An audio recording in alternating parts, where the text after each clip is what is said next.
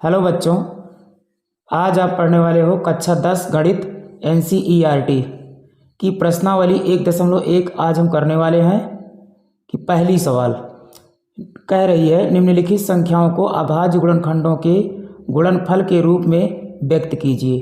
पहले क्वेश्चन में 5 क्वेश्चन दिए गए हैं। हम लोग एक एक करके पाँचों क्वेश्चन सॉल्व करेंगे। तो हमें कुछ नहीं करना, इसका हमें खंडन करना है बच्चों 140 का। तो 140 का हम लोग खंडन करेंगे। तो 2 7 14, 0 उतार लेंगे। 2 3 6, एक साथ इसमें गया 10 बना, 2 5 6 10 होता है। और अब इसको अगर किसी भी संख्या के अंत में 5 हो तो उसे 5 से ही काटा जाता है। तो 5 7 35 और 7 51 7। अब हम लोग 140 का अभाज्य गुणनखंड करेंगे। तो 140 का अभाज्य गुणनखंड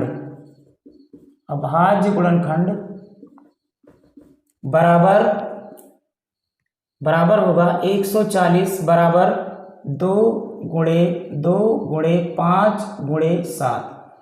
तो हर संख्या की घात 1 होती है। आवश्यकता पड़ने पर हम लोग लिख लेते हैं। तो जब आधार समान हो और उसके बीच में गुणा हो तो घातें जुड़ जाती हैं। तो 140 बराबर हो जाएगा 2 घातें 1 + 1 इंटू 5 इंटू 7। तो 140 is equal to 2⁻² into 5 into 7, और यही हो जाएगा आपका आंसर। हाँ, तो अब हम लोग दूसरी सवाल को करेंगे। जैसा कि पहली हम लोग कर चुके हैं, ठीक उसी प्रकार दूसरी भी होगी। तो 156 का हम लोग खंडन करेंगे, फैक्टराइजेशन।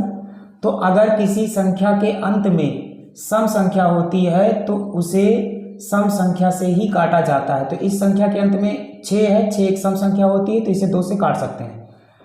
तो 2 का पहाड़ा ऐसे पढ़ेंगे कि 15 से ज़्यादा ना हो। तो 2 7 14, 1 15 इसमें जाएगा, 16 बनेगा, 2 8 16। अब फिर अंत में इसके एक सम संख्या है, इसलिए फिर से ये 2 से कट जाएगी। तो 2 3 6, 1 बचा इसमें, 1 7, और इसमें जाएगा तो 18 बनेगा, 2 9 18। अब इसको 3 से काटेंगे। तो 3 51 3, 3 3 9, और अब ये स्वयं से कटेगी, 13 51 13।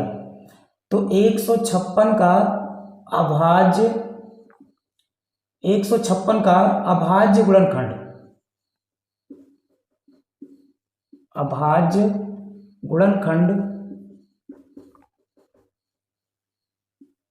गुणनखंड बराबर होगा 2 गुणे 2 गुणे 3 गुणे 13। तो हर संख्या की घात 1 होती है। आवश्यकता पड़ने पर हम लोग लिख लेते हैं। अब देखिए, जब जिस संख्या पे घात लगी होती है उस संख्या को आधार कहते हैं। जब आधार बराबर होता है तो गुणा में घातें जुड़ जाती हैं। तो ये हमारा हो जाएगा 2 की पावर 1 1 2, और गुणा में हो जाएगा 3, और गुणा में हो जाएगा 13। यही हमारा आंसर होगा, अर्थात 156 का अभाज्य गुणनखंड कहलाएगा। हाँ, तो अब हम लोग पहले की तीसरी सवाल देखेंगे। तो 38 25 का खंडन करेंगे। तो 38 25, अगर किसी संख्या के अंत में 5 होता है तो वह संख्या 5 से ही कटती है। तो हम लोग इसको 5 से काटेंगे। तो 5 7 35, 5 7 35, 35 3 38 होता है। तो 3 इसमें जाएगा तो 32 बनेगा, 5 6 30, 2 32, 2 इसमें जाएगा तो 25 बनेगा, 5 25। अंत में फिर से 5 है तो फिर से 5 से काटेंगे हम लोग इसको। तो 5 51 5, 5 2 7, तो 2 इसमें जाएगा तो 26 बनेगा, 5 25, 1 26 इसमें जाएगा तो 15 बनेगा, 5 3 15। अब ये 3 से कटेगी। तो 3 5 15, 3 51 3। अब ये संख्या हम लोग चेक करेंगे किससे कटेगी। तो 3 से देखते हैं, क्योंकि एक अभाज्य संख्या है। तो 3 51 3 2 5, 2 इसमें जाएगा 21 बनेगा, 3 7 21, ये 3 से कट जाएगी। तो हम लोग इसको 3 से काटेंगे। तो 3 51 3, 2 5 इसमें गया 21 बना, तो 3 7 21। अब ये 17 से कटेगी। तो 17 51 17। अब हम लोग इसका अभाज्य गुणनखंड लिख लेंगे। तो यहाँ पे कहेंगे, अतः 38 25 का अभाज्य गुणनखंड अभाज्य गुणनखंड बराबर 5 गुणे, इन सभी संख्याओं को हम लोग गुणे में लिख लेंगे। तो 5 गुणे 5 गुणे 3 गुणे 3 गुणे में 17, और अगर आप चाहो तो गुणे में 1 भी लिख सकते हो, लेकिन 1 लिखने का कोई फायदा नहीं। अब देखिए, हर संख्या की घात 1 होती है, जब जरूरत पड़ती है तो हम लोग लिख लेते हैं, जैसा कि हमने पहले भी बता चुके हैं। अब देखिए, तो जिन संख्याओं का आधार बराबर, जब आधार बराबर होता है तो गुणा में घातें जुड़ती हैं। तो इसका भी आधार 5 है, इसका भी आधार 5 है, इन दोनों का आधार समान है और इन दोनों का आधार समान है। तो यहाँ हो जाएगा 5 घाते 1 1 2 हो जाएगा, और गुणा में 3 की पावर हो जाएगी 2। अब गुणा में 17 जैसा का तैसा हम लोग लिख लेंगे, और यही हमारा हो जाएगा 38 25 का अभाज्य गुणनखंड अर्थात आंसर। अब हम लोग देखने वाले हैं चौथी सवाल है हमारी 5005।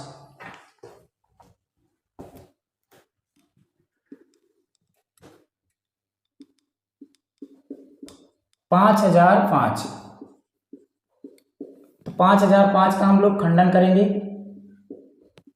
5005 का खंडन कैसे करेंगे, किस संख्या से कटेगी, तो अंत में जिस संख्या के अंत में 5 होता है वो 5 से ही कटती है, तो हम लोग इसको 5 से काटेंगे। तो 5 एकन्नम 5, 0 उतार लेंगे, उसके बाद 5 एकन्नम 5। अब हम लोग चेक करेंगे कि यह संख्या किससे कटती है। तो देखते हैं, एक अभाज्य संख्या से कटेगी, तो सबसे पहले हम लोग इसको 3 से चेक करेंगे। तो 3 त्रिक 9, 1 10 इसमें जाएगा, फिर से 10 बनेगा, फिर से 3 त्रिक 9, 1 10 इसमें जाएगा, 11 बनेगा, 3 के पहाड़े में 11 नहीं आता, तो हम लोग इसको 7 से चेक करेंगे।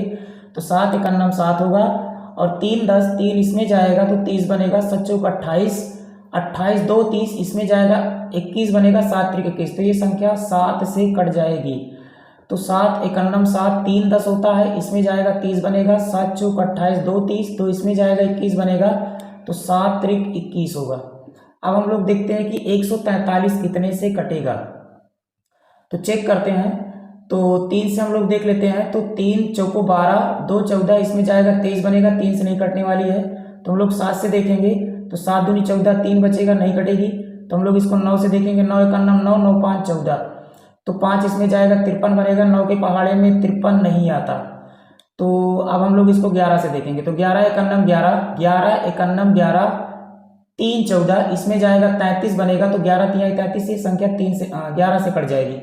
तो 11 एकन्नम 11, 11 3 14 इसमें जाएगा, 33 बनेगा, 11 तिहाई 33, तो ये हमारी हो जाएगी 11 एकन्नम 11, सॉरी, तो ये हमारी 13 आएगी। अब ये स्वयं से कटेगी, 13 एकन्नम 13, तो 5005 का अभाज्य गुणनखंड, अभाज्य गुणनखंड, तो 5005 का अभाज्य गुणनखंड हो जाएगा। इन सभी संख्याओं को हम लोग गुणे में लिख देंगे, तो 5 गुणे 7 गुणे 11 गुणे 13। अब हम लोग देख रहे हैं कि इसमें सभी संख्याएं अलग अलग हैं, तो यहाँ पर हर संख्या की घात तो 1 तो है, किंतु सभी संख्याएं अलग अलग हैं, अर्थात आधार अलग अलग है, और जब आधार अलग अलग होता है तो गुणा में घातें नहीं जुड़ती हैं। तो ये हमारा हो जाएगा 5 गुणे 7 गुणे 11 गुणे 13, और यही हमारा अभाज्य गुणनखंड है 5005 का, और यही हमारा आंसर होगा। तो अब हम बच्चों 74 29 का खंडन करेंगे। तो 74 29 जो है हमारा, ये 17 से कटेगी। तो 17 से जब हम इसको काटेंगे तो हमारा आएगा 437। अब 437 हमारा 19 से कटेगा, तो आएगा हमारा 23, और 23 स्वयं से कटेगा। अब 74 29 का अभाज्य गुणनखंड, अभाज्य गुणनखंड हम लोग लिख देंगे, गुणनखंड। तो ये हमारा हो जाएगा 17 गुणे 19 गुणे 23, और चूंकि इसमें कोई भी संख्या रिपीट नहीं हो रही है, इसलिए यही हमारा आंसर हो जाएगा। तो दूसरी सवाल हम लोग पढ़ने वाले हैं, और दूसरी सवाल कह रही है पूर्णांकों के निम्नलिखित युग्मों के HCF और LCM ज्ञात कीजिए तथा इसकी जांच कीजिए कि दो संख्याओं का गुणनफल बराबर HCF गुणे LCM होता है। तो दूसरी में 3 सवालें हैं, तो हम लोग एक एक करके तीनों सवालों को हल करने वाले हैं। तो हम लोग देखते हैं पहली सवाल है 26 और 91। तो 26 और 91, तो सबसे पहले हम लोग ये पहली संख्या है और ये दूसरी संख्या है, तो नोट करेंगे इसको। पहली संख्या बराबर होगा 26 और दूसरी संख्या बराबर होगा 91। अब हम लोग 26 का खंडन करेंगे और 91 का खंडन करेंगे। तो 26 2 से कटेगा क्योंकि इसके अंत में एक सम संख्या है। तो 2 एक अन्नम 2, 2 तिहाई 6। अब ये स्वयं से कटेगा 13 से, तो 13 एक अन्नम 13। अब हम लोग इसको चेक करेंगे कि किससे कटता है, क्योंकि इसके अंत में 1 है तो एक अभाज्य संख्या है। तो 3 से चेक कर लेते हैं, तो 3 से नहीं कटने वाला है। 3 त्रिक 9, चूंकि लास्ट में 1 आ जा रहा है और 3 के पहाड़े में 1 नहीं आता। तो हम लोग 7 से चेक करेंगे, तो 7 एक अन्नम 7, 2 9, इसमें जाएगा 21 बनेगा, 7 त्रिक 21, तो ये 7 से कट जाएगा। तो 7 एक अन्नम 7, 2 9, इसमें गया तो 21 बना, 7 त्रिक 21। अब फिर से ये 13 से कटेगा, तो 13 एक अन्नम 13। अब हम लोग 26 का अभाज्य गुणनखंड लिखेंगे, अर्थात 26 बराबर 2 गुणे 13 गुणे 1, और 91 का लिखेंगे, तो 91 बराबर हो जाएगा 7 गुणे 13 गुणे 1। तो हम लोग अब मासा निकालेंगे। तो मासा का मतलब होता है HCF, इसको अंग्रेजी में HCF कहते हैं, हाईएस्ट कॉमन फैक्टर, और हिंदी में इसको कहते हैं महत्तम समापवर्तक अर्थात मासा। तो मासा का मतलब होता है जो सब में हो, अर्थात यहाँ 2 संख्याएं हैं तो जो दोनों में होगा वही मासा होगा, बाकी संख्याएं यहाँ छूट जाएंगी। तो केवल यहाँ 13 होगा, और 1 भी अगर हम लेना चाहें तो ले सकते हैं। तो हमारा हो जाएगा HCF अर्थात मासा बराबर 13 एक अन्नम 13। तो ये हमारा हो जाएगा मासा। और अब हम लोग लासा निकालेंगे। तो लासा को हम लोग अंग्रेजी में LCM कहते हैं। तो LCM का मतलब होता है लोएस्ट कॉमन मल्टीप्लाई, और इसको हिंदी में कहते हैं लासा अर्थात लघुत्तम समापवर्तक। लासा का मतलब होता है जो सब में होता है उसको ले लेते हैं, और जो सब में नहीं होता उसको भी ले लेते हैं। कहने का मतलब ये है कि 2 इसमें है किंतु इसमें नहीं है, तो हम लोग 2 भी ले लेंगे, और 7 इसमें है लेकिन इसमें नहीं है तो हम लोग 7 भी ले लेंगे, और 1 चाहे लें और चाहे ना लें। तो अब हम लोग इसका गुणा कर लेंगे और हमारा लासा आ जाएगा। तो 13 दूनी 26 और 7 एक अन्नम 7। अब हम लोग इसका 7 में गुणा कर लेंगे, तो ये हो जाएगा 7 छंग 42 के 2 हासिल आए 4, और 7 दूनी 14, 4 18। तो इसका जो LCM आएगा अर्थात लासा वो होगा 182। तो ये हमारा लासा हो जाएगा और ये हमारा मासा हो जाएगा। अब हमसे सवाल में कह रहा है कि जांच कीजिए कि लासा पहली संख्या गुणे दूसरी संख्या बराबर लासा गुणे मासा होता है। तो अब हम लोग जांच करने वाले हैं, जो हमने लासा मासा निकाला है ये सही है कि गलत है, उत्तर की जांच करेंगे। तो देखते हैं यहाँ हम लोग इसको। तो यहाँ पे हम लोग लिख देंगे जांच। जांच करने पर तो हम लोग यहाँ से अब जांच करने वाले हैं। तो सूत्र होता है दो संख्याओं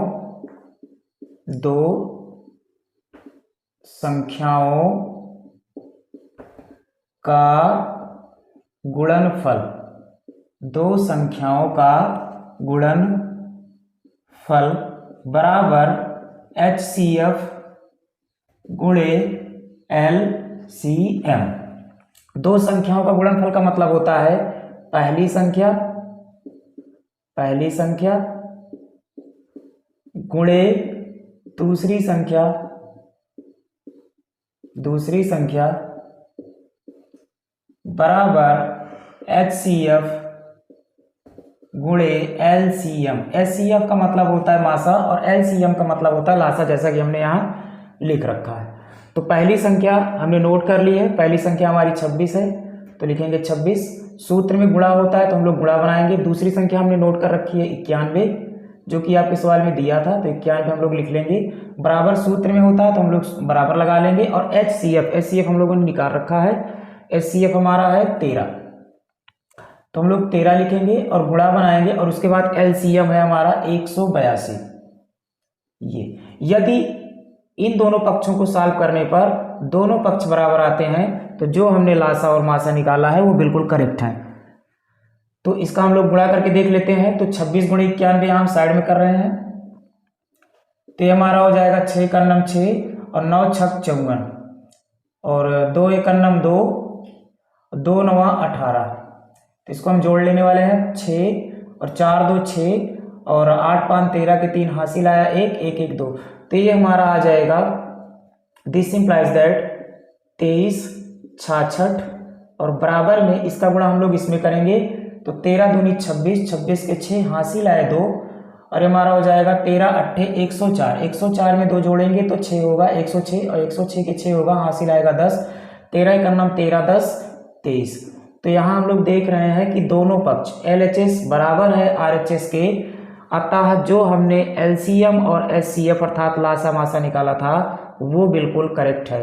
तो यहाँ से सिद्ध होता है कि जो भी हमने LCM और HCF निकाला था वो बिल्कुल सही है, चाहे हम किताब से उत्तर मिलाएं और चाहे ना मिलाएं। तो यही हमारा आंसर हो जाएगा। 510 का खंडन करेंगे। जैसी हम लोगों ने देखी थी दूसरी की पहली सवाल, उसी तरह से दूसरी की दूसरी भी है। तो 510 और 92 का खंडन करेंगे और उसके बाद लासा मासा हम लोग निकालेंगे। तो 510 ये 2 से कट जाएगी तो 2 दूना 4, 1 5, इसमें गया 11 बना, 2 पंचे 10, 1 11 इसमें गया 10 बना, 2 पंचे 10, 255। 255 5 से कटेगी तो 55 25 और 5 51 5 51। 51 हम लोग देखते हैं किससे कटेगी, तो 3 से चेक कर लेते हैं। तो 3 51 3, 2 5 इसमें गया 21 बना, 3 7 21, तो 3 से कट जाएगी। 3 51 3 और 2 5 इसमें गया 21, 3 7 21, यानी कि अब ये 17 खुद से कटता है, तो 17 51 17। अब 92 को हम लोग काटेंगे तो 2 से कट जाएगी क्योंकि एक सम संख्या है, तो 2 चौको 8 1 9, इसमें एक जाएगा तो ये 12 बनेगा, 2 छंग 12, 2 से फिर कट जाएगी तो 2 गुना 4, 2 3 6, अब ये 23 से कटेगी तो 23 51 23। अब हम लोग 510 का अभाज्य गुणनखंड करेंगे तो 510 बराबर हो जाएगा 2 गुणे 5 गुणे 3 गुणे 17 और उसके बाद 92 का लिखेंगे तो 92 बराबर हो जाएगा 2 गुणे 23। अब हम लोग मासा निकालने वाले हैं। मासा, तो मासा मतलब HCF, तो मासा का मतलब होता है जो दोनों में हो, तो दोनों में हमें सिर्फ यही 2 दिखाई दे रहा है, तो दोनों में जो होता है वही मासा होता है। तो हम लोग ये 2 ले लेंगे और एक लेने का कोई मतलब है नहीं, तो यही हमारा हो जाएगा मासा। और लासा मतलब लघुत्तम समापवर्तक अर्थात LCM बराबर, तो जो दोनों में होता है उसको लिया जाता है और जो दोनों में नहीं होता उसको भी ले लिया जाता है मासा की स्थिति में। तो ये 5 3 17 और 2 और ये 23 सब ले लेंगे हम लोग, और इन दोनों 2 में से 1 2 ले लिया हमने, तो हमारा हो जाएगा 5 गुणे 3 गुणे 17 गुणे 2 और गुणा में हो जाएगा 23। तो इन सब का गुणा करना पड़ेगा हमें, तो ये हमारा हो जाएगा 23 दूना 46 और 17 त्रिक 51, तो इसको हम लिख रहे हैं 5 दूनी 10, 5 दूनी 10 और 17 त्रिक 51 और ये हमारा हो जाएगा 23 दूना 46। अब हम लोग फिर से इसमें गुणा करेंगे तो 51 और इसका हमें गुणा बाहर करना पड़ेगा, तो 46 गुणे 51, तो 1 छक्के 6 1 चौको 4 और ये हमारा हो जाएगा 5 छंग 30 के 0 हासिल आए 3, 5 चौको 20 3 23, हाँ 5 चौको 20 3 23, तो ये हमारा हो जाएगा 6 4 और 23 जैसा का तैसा उतर जाएगा। तो ये हमारा आ गया फाइनली 23 46, और 23 46 में अगर हम 10 का गुणा करेंगे तो एक जीरो बढ़ जाएगा, अर्थात 23 46 जीरो। तो ये हमारा हो जाएगा मासा, अर्थात सॉरी लासा। अब हम लोग इसकी जांच करेंगे कि जो हमने लासा मासा निकाला है वो सही है या गलत। तो इसके लिए हम लोग सूत्र लगाएंगे, दो संख्याओं का गुणनफल बराबर लासा गुणे मासा। तो आगे हम लोग देख रहे हैं, यहाँ देखेंगे हम लोग। तो सूत्र होता है लासा मासा जो हमने निकाला है वो सही है कि गलत, इसकी जांच करने के लिए सूत्र होता है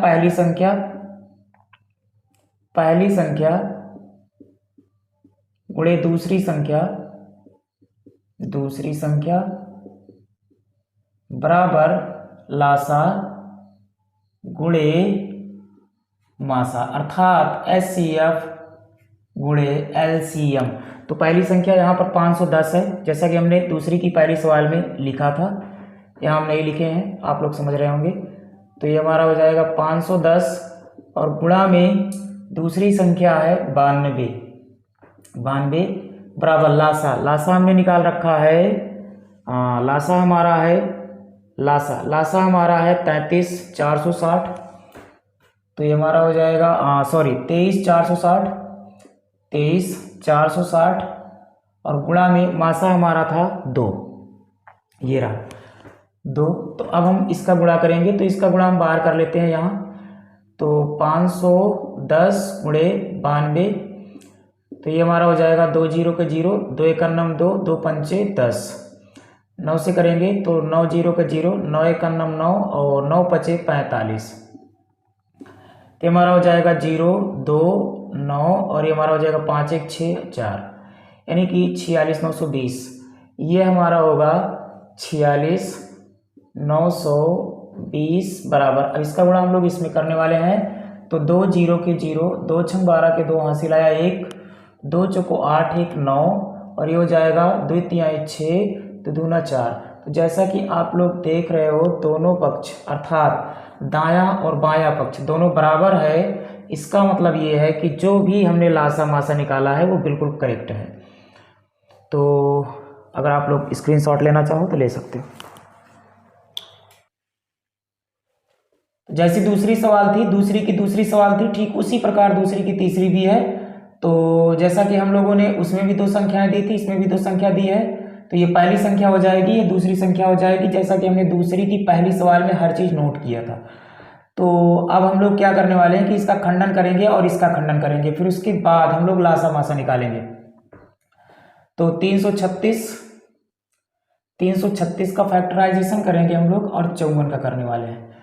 तो चूंकि 336 के अंत में 6 है और 6 एक सम संख्या होती है, इसलिए 2 से कट जाएगी, तो हम लोग इसको 2 से काटेंगे। तो 2 1 2, 1 3 इसमें गया 13 बना, 2 6 12, 1 13 इसमें गया 16 बना, 2 8 16, फिर से 2 से कट जाएगी। तो 2 8 16 और 2 चौको 8, फिर से 2 से कटेगी, तो 2 चौको 8 और 2 दूनी 4, 2 दूनी 4, 2 1 2। अब ये 3 से कटेगी, 3 7 21, तो 3 7 21 हो गया और 7 1 7। अब 54 को काटेंगे, 54 एक सम संख्या है क्योंकि इसके अंत में 4 है, तो 2 से कट जाएगी। तो 2 दूना 4, 1 5 इसमें गया 14 बना, 2 7 14। अब 27 तो 2 से कटेगा नहीं, तो 3 से हम लोग देखेंगे, तो 3 9 27 कट जाएगी। तो 3 9 27, 3 3 का 9 और 3 1 3। तो 336 का अभाज्य गुणनखंड अब हम लोग लिखने वाले हैं। तो 336 बराबर हो जाएगा 2 गुणे 2 गुणे 2 और गुणे में 2, 1 2 3 4, 4 2 है तो हमने यहाँ 4 2 लिख लिया है, और गुणे में 3 है और गुणे में 7 है, चाहे तो 1 भी लिख सकते हैं। और 54 का हो जाएगा हमारा 2 गुणे में 3 और गुणे में 1 हमने लिख लिया। अब हम लोग इसका मासा निकालेंगे, मासा अर्थात HCF। तो HCF मासा, तो मासा का मतलब होता है जैसा कि अभी हमने बताया दूसरी की पहली और दूसरी सवाल में कि मासा वही होता है जो दोनों में हो। तो हमें 1 2 दोनों में दिखाई पड़ रहा है और 1 3 दोनों में दिखाई पड़ रहा है, और 1 दोनों में है, 1 का तो कोई मतलब नहीं है। बाकी ये तीनों 2 इसमें है लेकिन इसमें नहीं है, ये वाला 3 इसमें है लेकिन इसमें नहीं है, 7 इसमें है लेकिन इसमें नहीं है। तो जो दोनों में होगा वही मासा होता है। तो दोनों में ये हमारा 2 है, तो इन दोनों में से 1 2 ले लेंगे और इन तीनों में से जोड़े में से 1 लिया जाता है। तो ये हमारा हो जाएगा 3 दूनी 6, ये हमारा हो जाएगा मासा। अब हम लोग यहीं पर इसका लासा निकाल लेते हैं। मासा में कोई दिक्कत नहीं, लासा निकाल रहे हैं। तो एलसीएम अर्थात लासा, तो लासा होगा हमारा 2 और ये तीनों 2, अर्थात इसको हम गुणा करके एक साथ लिख लेते हैं। तो 2 दूना 4 दूना 8, तो हमारा हो जाएगा 8 और ये हमारा 7 लेना पड़ेगा हमें, और गुणा में तो ये 3 और ये 3 भी हमें लेना पड़ेगा। और चूंकि ये वाला 3 दोनों में है तो ये 3 भी लेना पड़ेगा, ये 3 दोनों में है तो ये 3 ले लेंगे, और ये अतिरिक्त में है, ये अतिरिक्त में है, तो इन दोनों को भी हमें लेना पड़ेगा। तो 3 गुणे 3, अब इसका हम गुणा कर लेंगे और हमारा एलसीएम निकल जाएगा। तो ये हमारा हो जाएगा 3 त्रिक का 9 और 9 त्रिक 27। तो गुणा आप अपने हिसाब से करिएगा, 8 दूनी 16 और ये हमारा हो जाएगा 7 गुणे 3 त्रिक का 9 त्रिक 27, तो ये हमारा हो गया 27। अब हम लोग गुणा करेंगे इसका, तो 16 गुणे 7 7 49, 49 के होगा हमारा 9, 49 के 9 हासिल आया 4 और 7 दूनी 14, 14 4 14 4 18।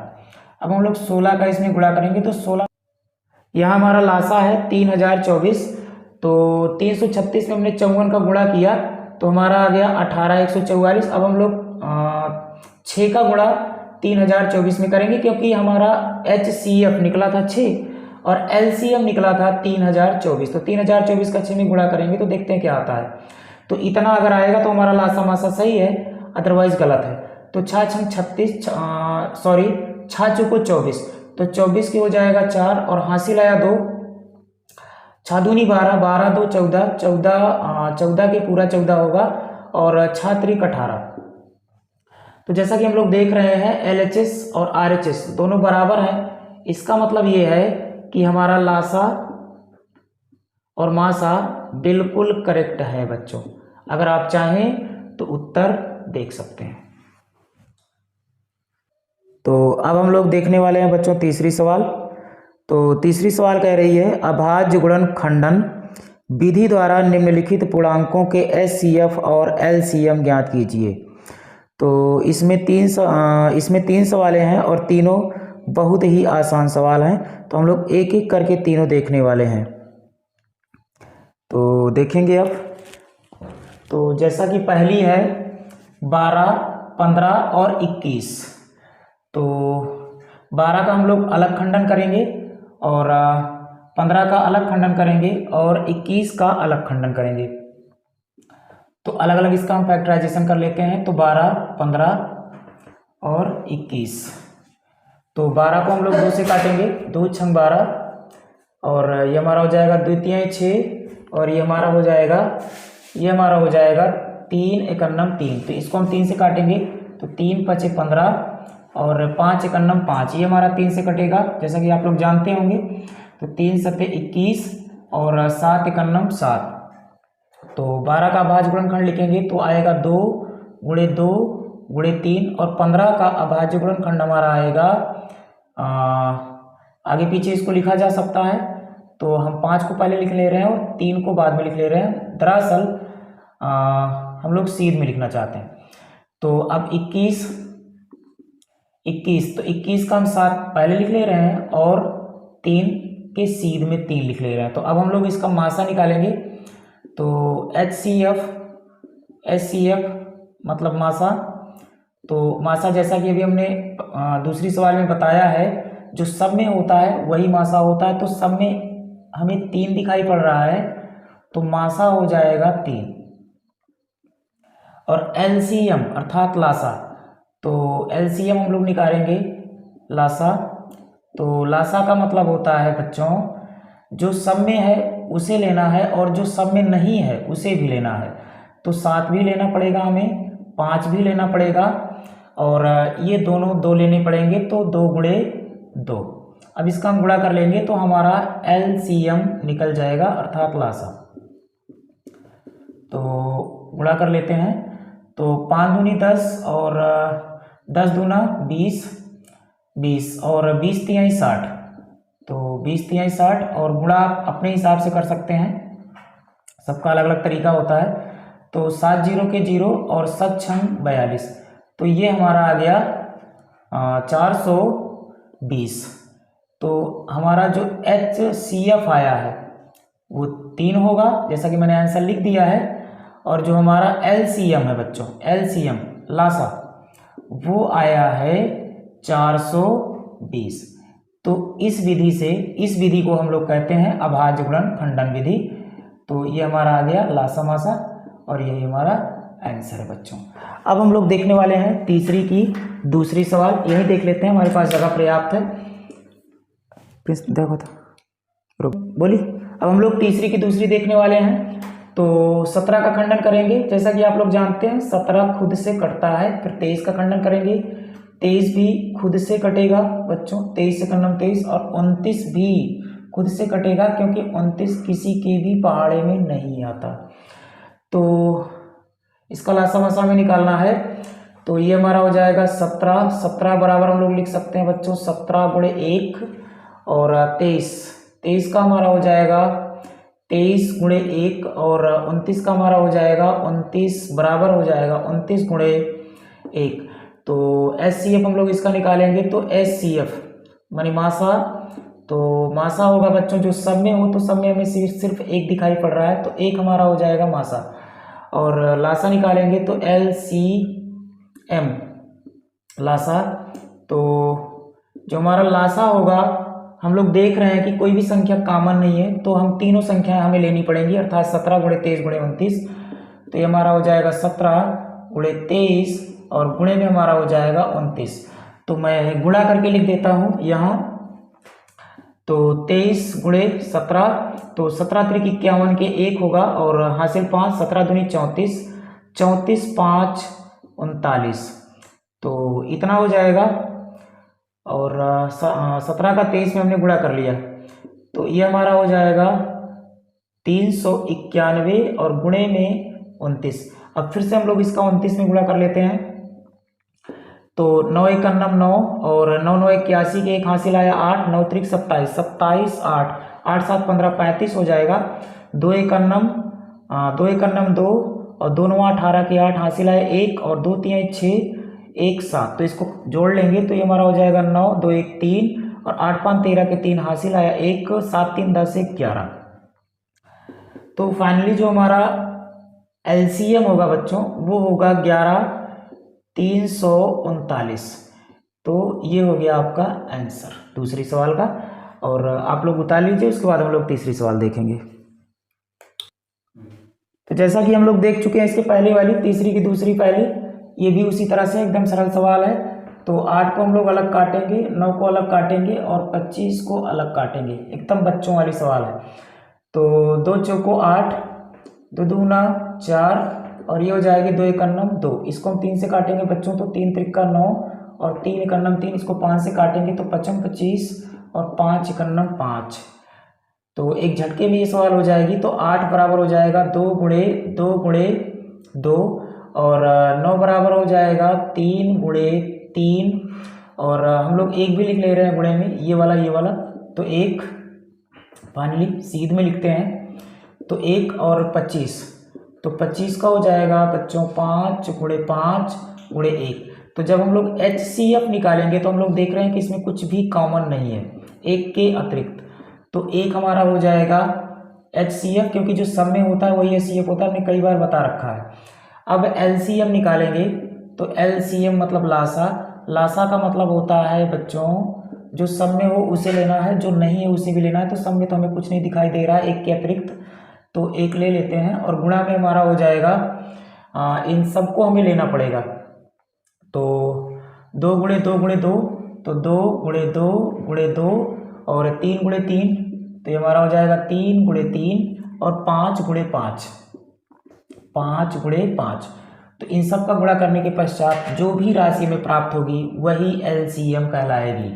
तो 2 एकम 2, 2 दूनी 4 और 4 दूनी 8, 8 त्रिक 24, 24। तो यहाँ पर हम लोग 24 लिख ले रहे हैं और गुणा में ये वाला 3 अभी बचा हुआ है तो 3 और गुणे में हो जाएगा 55 25। तो इसका हम गुणा करेंगे तो 3 चौको 12, 12 के 2 हासिल आया 1, 3 दूनी 6, 1 7 और गुणा में है 25। तो 25 दूना 50 के 0 हासिल आया 5 और 25 सत्ते 25 पंचे 125, 25 छक्का 150, 25 सत्ते 175, 25 सत्ते 175 और 5 हासिल था तो 175, 5 180।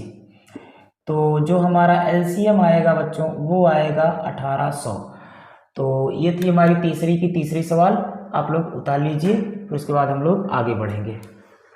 बच्चों हम लोग पहुंच चुके हैं चौथी सवाल पर, तीसरी हम लोगों ने ख़त्म कर लिया है।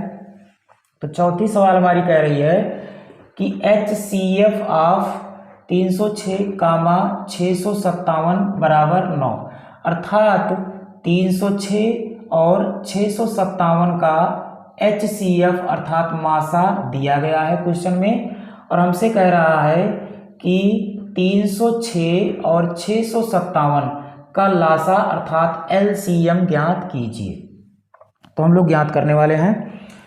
तो इसमें पहली संख्या है बच्चों, यहाँ से हम सॉल्व कर रहे हैं इसको, यहाँ से हम इसको सॉल्व कर रहे हैं। तो पहली संख्या, इसमें पहली संख्या है, पहली संख्या बराबर, पहली संख्या दे रखा है 306 और दूसरी संख्या दे रखा है हमें 657। तो पहली संख्या दूसरी संख्या में पता है और मासा भी पता है, तो लासा हम लोग निकालेंगे। तो लासा को हम मान लेते हैं यक्स, जो चीज़ हमें निकालनी होती है बच्चों उसको हम यक्स मान लेते हैं, और अगर नहीं मानोगे तब भी कोई दिक्कत नहीं है। तो फिलहाल मैं मान ले रहा हूँ। तो माना LCM ऑफ 306, 657 बराबर x। तो अब मैं इसको हल करने वाला हूं। जैसा कि मैं अभी इसके पहले वाली सवाल में, दूसरी सवाल में हमने देखा था सूत्र पहली संख्या गुणे दूसरी संख्या बराबर लासा गुणे मासा, तो उसी सूत्र का इस्तेमाल करके हम लोग इस सवाल को सॉल्व करने वाले हैं। तो सूत्र लिख रहा हूं। तो पहली संख्या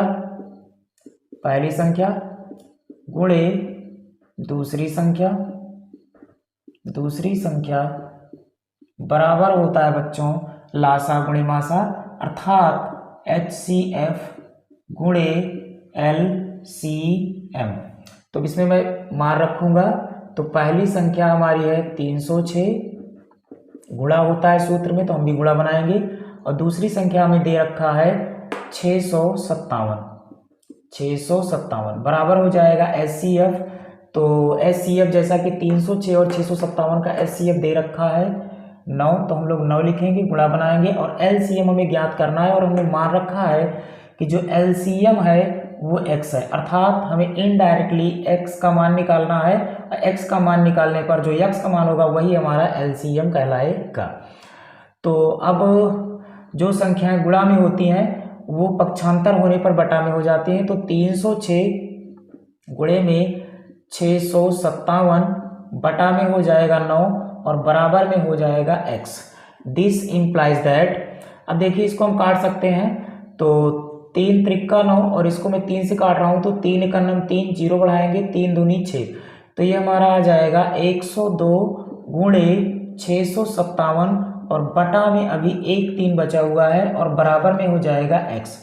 तो दिस इम्प्लाइज दैट, इसको हम फिर से 3 से काट सकते हैं। तो 3 एकम 3 हो जाएगा और 3 त्रिक्का 9, 9 1 10, इसमें गया 12 बना, 3 चौको 12, तो ये हमारा हो जाएगा 34 गुणे 657 बराबर में हो जाएगा x, अर्थात दिस इम्प्लाइज दैट 34 गुणे 657 कर देंगे तो x का मान निकल जाएगा। तो यहाँ मैं साइड में गुणा कर ले रहा हूँ।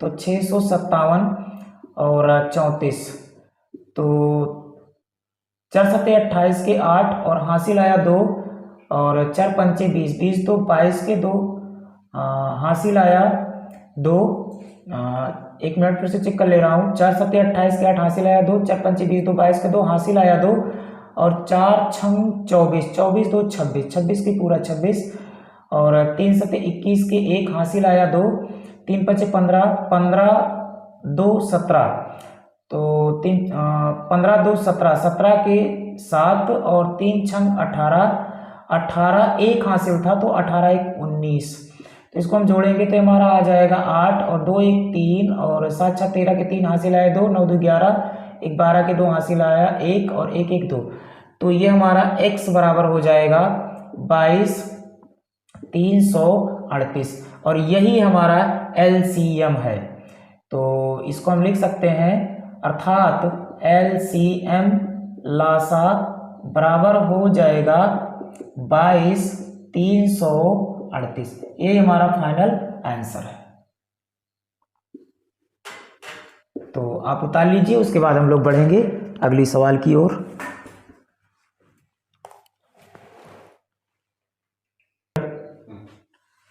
तो हम लोग पहुंच चुके हैं बच्चों 5वीं सवाल पर, प्रश्नावली 1.1 की। तो 5वीं सवाल कह रही है, जांच कीजिए कि क्या किसी प्राकृतिक संख्या n के लिए संख्या 6 की पावर n अंक 0 पर समाप्त हो सकती है। तो हम लोग देखने वाले हैं,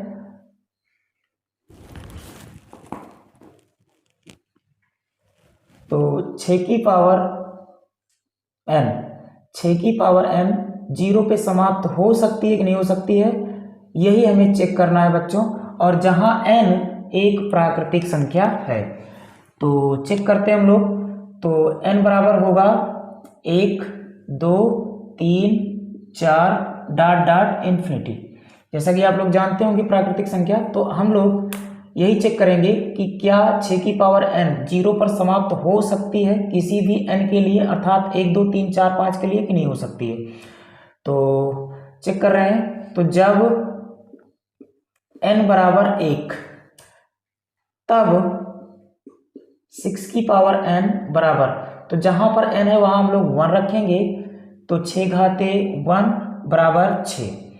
अब फिर से हम लोग n का मान 2 रखने वाले हैं, तो 2, तब 6 की पावर n बराबर हो जाएगा, जहां n है वहां हम लोग 2 रखेंगे, तो 6 की पावर 2, 6 की पावर 2 का मतलब होता है बच्चों जिसकी जितनी घात उसका उतनी बार गुणा। तो 6 की पावर 2 है, तो इसको हम कहेंगे 6 गुणे 6, अर्थात 6 छंग 36। फिर से हम लोग चेक करने वाले हैं, तो जब n बराबर 3, तब हम लोग देखने वाले हैं कि 6 की पावर n का मान कितना होता है, तो 6 की पावर 3 हो जाएगा, और जिसकी जितनी घात उसका उतनी बार गुणा, तो इसको हम लिखेंगे 6 गुणे 6 गुणे 6, अर्थात 6 छंग 36 छक्का 216। तो जैसा कि हम लोग देख रहे हैं बच्चों कि जैसे जैसे हम लोग n का मान बढ़ाते जा रहे हैं, जैसे जैसे हम लोग n का मान बढ़ाते जा रहे हैं, हमने पहले n का मान 1 रखा तो हमने देखा कि 6 की पावर n का मान 6 आया, फिर हमने n का मान 2 रखा तो हमने देखा कि 6 की पावर n का मान 36 आया, फिर हमने 6 का मान n का मान 3 रखा तो हमने देखा कि 6 की पावर n का मान 216 आया। तो हम लोग देख रहे हैं कि जैसे जैसे हम लोग n का मान बढ़ाते जा रहे हैं, लगातार 6 की पावर n का मान बढ़ता जा रहा है। तो यदि हम n का मान 4 लेंगे, 5 लेंगे, 6 लेंगे, तो बच्चों मान बढ़ता ही जाएगा। इसका मतलब ये है कि 6 की पावर n का मान प्राकृतिक संख्या के लिए, किसी भी प्राकृतिक संख्या के लिए 0 पर कभी भी समाप्त नहीं होगा। तो यहां पर हम लोग लिख देंगे, कहेंगे अतः 6 की पावर n का मान किसी भी प्राकृत संख्या के लिए शून्य पर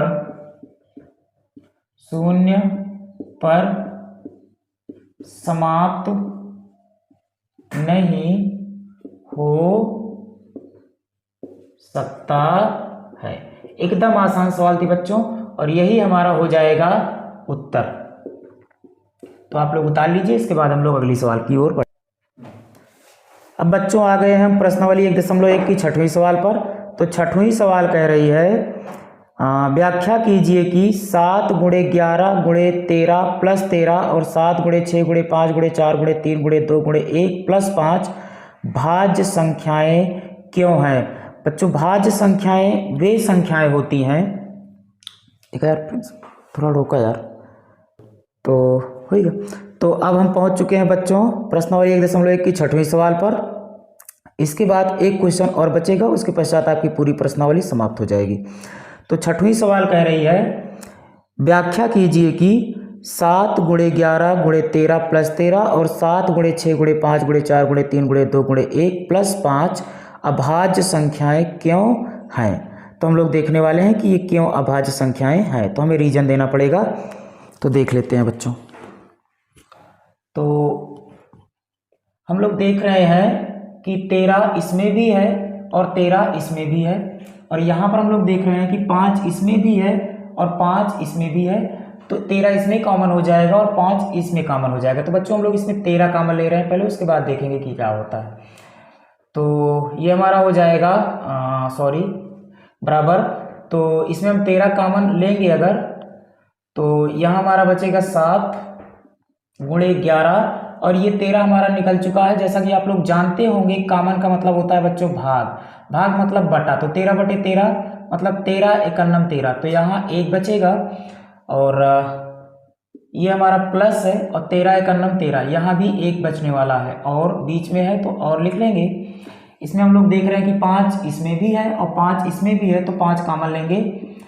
तो ये हमारा हो जाएगा 7 गुणे 6 और 5 निकल चुका है, तो 5 एकन्नम 5 1 हो जाएगा, और गुणे में 4 गुणे में 3 गुणे में 2 और गुणे में 1 और ये प्लस बनाएंगे और 5 एकन्नम 5 अर्थात 1 बचेगा। तो ये हमारा हो जाएगा 13। यहाँ गुणा है, गुणा छिपा रहता है बच्चों जैसा कि आप लोग जानते होंगे। अब इन सब का हम गुणा करने वाले हैं। तो 11 सते 77, 11 सते 77 और 77 एकन्नम 77 होगा और प्लस का 1, तो ये हमारा हो जाएगा। और 5 गुणे इन सब का हम गुणा करने वाले हैं, तो 7×6 42, ये हमारा हो जाएगा बच्चों 7×6 42, 42 एकन्नम 42, तो 42 यहाँ पर हम लोग लिख ले रहे हैं। तो ये हमारा हो जाएगा 4×3 12 और 12×2 24, 24 एकन्नम 24, तो यहाँ पर हम लोग 24 लिख लेंगे और प्लस में हमारा हो जाएगा 1। अब फाइनली हम लोग देखने वाले हैं। तो ये हमारा हो जाएगा 13 गुणे 77 में 1 जुड़ेगा तो 78 होगा, और 5 गुणे हमारा गुणा है और इसका हमें गुणा करना पड़ेगा बच्चों। तो यहाँ हम साइड में लिख के गुणा कर ले रहे हैं। तो 42 गुणे 24 करेंगे, तो 4×2 8 और 4×4 16, तो 2×2 4 और 2×4 8, तो हमारा हो जाएगा 8 और 6×4 10 के 0 हासिल 1, 8 1 9 1 10, तो हमारा आ जाएगा 1008। तो 1008 और प्लस में 1 होगा, प्लस में 1। अब तो ये हमारा हो जाएगा बच्चों 13 गुणे 78 और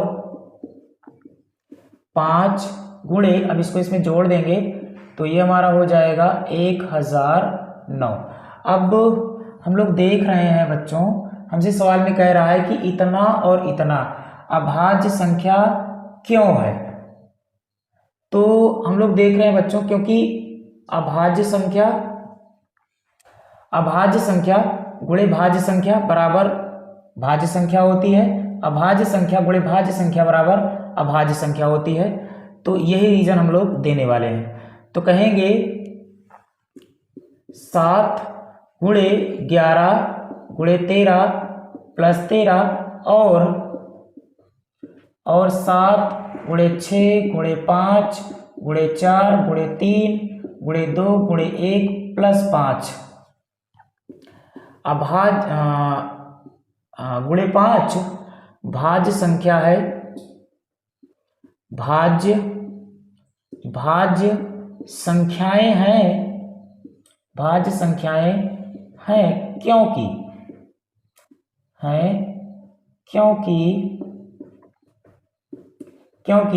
भाज्य गुणे अभाज्य, भाज्य गुणे अभाज्य बराबर बराबर होता है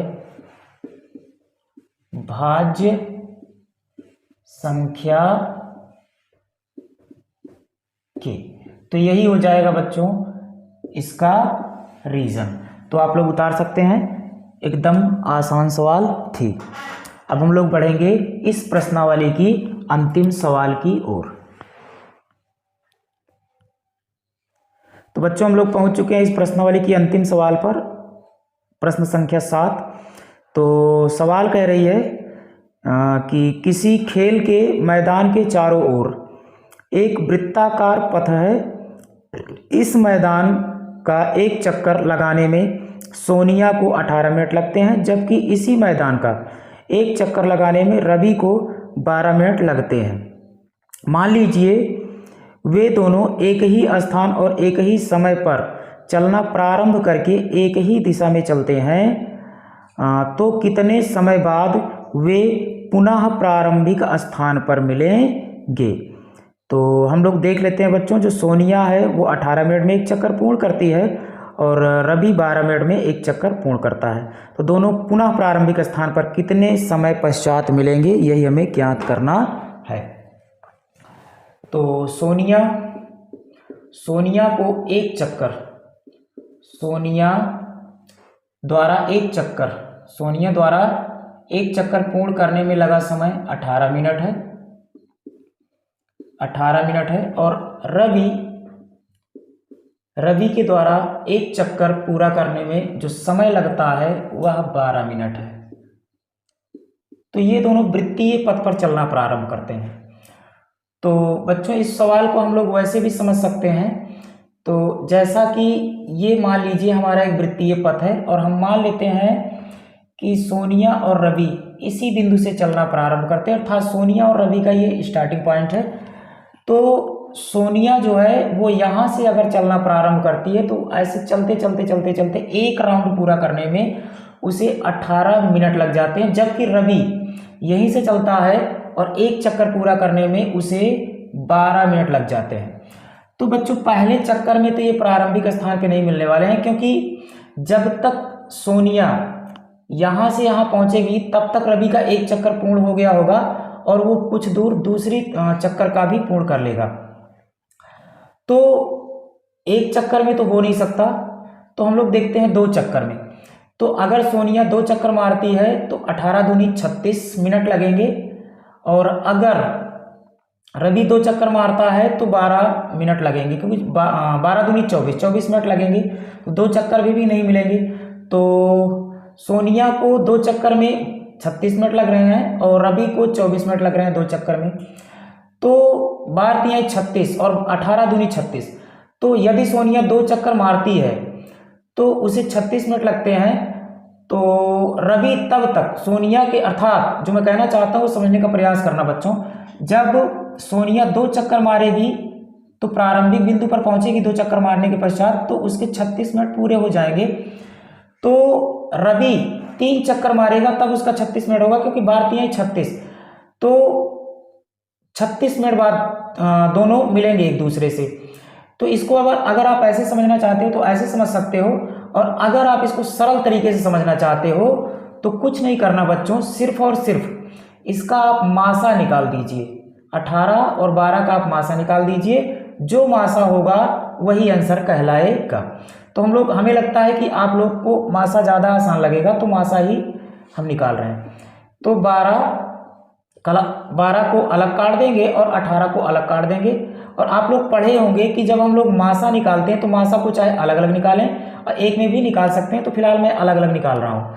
तो 2 छंग 12, 2 तिहाई 6 और 3 कन्नम 3। तो 2 से इसको भी काटेंगे तो 2 9 18 और 3 त्रिक 9 और 3 कन्नम 3। तो इसके बाद जो खंड लिखेंगे जैसा कि हम पहले बता चुके हैं, ठीक उसी तरीके से आपको बताना चाह रहे हैं।